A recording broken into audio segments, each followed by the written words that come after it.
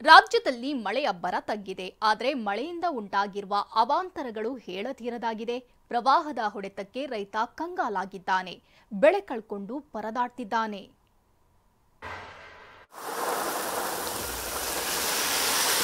ಮಹಾರಾಷ್ಟ್ರದ ಪಶ್ಚಿಮ ಭಾಗದ ಘಟ್ಟದಾಗ ಮಳೆ ಹೆಚ್ಚಾಗೋದ್ರಿಂದ ಈಗ ಮತ್ತೆ ದೂಧಗಂಗಾ ನದಿ ಫುಲ್ ತುಂಬಿ ಹರಿಯಾದೈತಿ. ಯಾವುದು ತೀರವೋ ಯಾವುದು ರಸ್ತೆಯೋ ಸೇತುವೆ ಎಲ್ಲಿದೆಯೋ ಅಂತಾನೆ ಕಾಣ್ತಿಲ್ಲ. ಮಳೆಯ ಅಬ್ಬರಕ್ಕೆ ಏನೊಂದು ಉಳಿಯುತ್ತಿಲ್ಲ. ಪಶ್ಚಿಮ ಘಟ್ಟದಲ್ಲಿ ಸುರಿಯುತ್ತಿರುವ ಮಳೆಯಿಂದ ಬೆಳಗಾವಿಯಲ್ಲಿನ ನದಿಗಳ ಒಡಲಿನಲ್ಲಿ ಕೋಲಾಹಲ ಸೃಷ್ಟಿಯಾಗಿದೆ.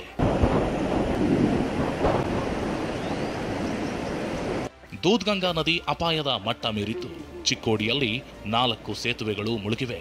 ಅಕ್ಕೋಳ, ಸಿದ್ನಾಳ, ಕಾರದಗ, ಭೋಜ, ಭಾರವಾಡ, ಕುನ್ನೂರು ಹಾಗೂ ಮಲ್ಲಿಕವಾಡ, ದತ್ತವಾಡ ಸೇತುವೆ ಜಲಾವೃತಗೊಂಡಿದ್ದು 8 ಗ್ರಾಮಗಳ ಜನರು ಬೇರೆ ದಾರಿ ಹಿಡಿದಿದ್ದಾರೆ. ಸರ್ಕಾರ ಮತ್ತು ಜಿಲ್ಲಾಡಳಿತ ತಕ್ಷಣವೇ ಇದರ ಬಗ್ಗೆ ಎಚ್ಚೆತ್ತುಕೊಂಡ ಒಂದರ ಮುಂದಿನ ಮುನ್ನೆಚ್ಚರಿಕಾ ಕ್ರಮವಾಗಿ ವಹಿಸಬೇಕಂತ ನಾವು ಸರ್ಕಾರಕ್ಕೆ ಮತ್ತು ಜಿಲ್ಲಾಡಳಿತಕ್ಕೆ ಒತ್ತಾಯ ಮಾಡ್ತೀವಿ ಸರ್. ಖಾನಾಪುರ ಭಾಗದಲ್ಲಿ ಮಲಪ್ರಭಾ ನದಿ ಅಬ್ಬರಿಸುತ್ತಿದೆ. ನದಿ ಅಕ್ಕಪಕ್ಕದಲ್ಲಿರುವ ಸಾವಿರಾರು ಎಕರೆ ಜಮೀನು ಈಗಾಗಲೇ ಮುಳುಗಡೆಯಾಗಿದೆ. ಇದರಿಂದ ಬದನೆಕಾಯಿ ಬೆಳೆ ಹಾಳಾಗಿದ್ದು ರೈತರು ಕಂಗಾಲಾಗಿದ್ದಾರೆ.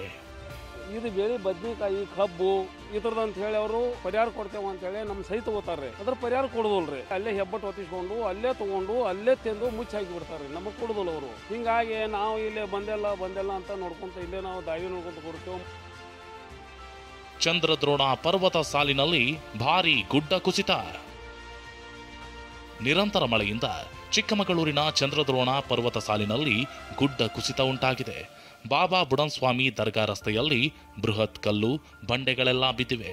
ಜೆಸಿಬಿ ಮೂಲಕ ಮಣ್ಣು ತೆರವು ಮಾಡಿದ್ದು ಪ್ರವಾಸಿಗರ ವಾಹನಗಳ ಸಂಚಾರಕ್ಕೆ ನಿರ್ಬಂಧ ವಿಧಿಸಲಾಗಿದೆ.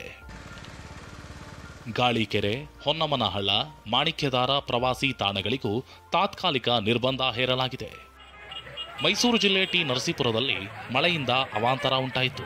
ಕೆಎಸ್ಆರ್ಟಿಸಿ ಬಸ್ ನಿಲ್ದಾಣ ಬಳಿ ರಸ್ತೆ ತುಂಬೆಲ್ಲ ಚರಂಡಿ ನೀರು ಹರಿತು. ವಾಹನ ಸಂಚಾರ ಅಸ್ತವ್ಯಸ್ತವಾಗಿತ್ತು. ಕಲಬುರಗಿಯಲ್ಲಿ ಮಳೆಗೆ ಸಾಕಷ್ಟು ಬೆಳೆ ಹಾನಿಯಾಗಿದೆ.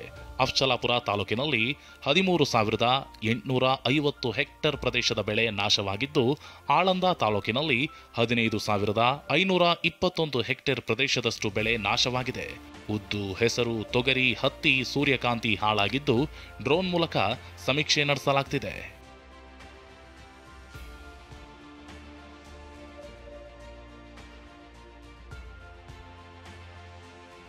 ಬೀದರ್ನಲ್ಲಿ ಮಾಂಜರಾ ನದಿಯ ಹಿನ್ನೀರಿನಿಂದಾಗಿ ಗಡಿ ಕುಸುನೂರು ಗ್ರಾಮದಲ್ಲಿ ಹೆಸರು ಬೆಳೆ ಮುಳುಗಿದೆ. 100 ಎಕರೆ ಬೆಳೆ ನಾಶವಾಗಿದ್ದು ರೈತರು ಪರಿಹಾರಕ್ಕೆ ಒತ್ತಾಯಿಸಿದ್ದಾರೆ. ಏನೇ ಹೇಳಿ, ವರುಣಾಘಾತ ತಂದಿರೋ ಸಂಕಷ್ಟ ಒಂದೆರಡಲ್ಲ. ಬೆಳೆ ಕಳ್ಕೊಂಡು ರೈತರು ದಿಕ್ಕು ತೋಚದಂತಾಗಿದ್ದಾರೆ. ಎಡೆಬಿಡದೆ ಸುರಿಯುತ್ತಿರುವ ಮಳೆ ಬದುಕನ್ನೇ ಅಸ್ತವ್ಯಸ್ತ ಮಾಡಿಬಿಟ್ಟಿದೆ. Bureau report, TV9.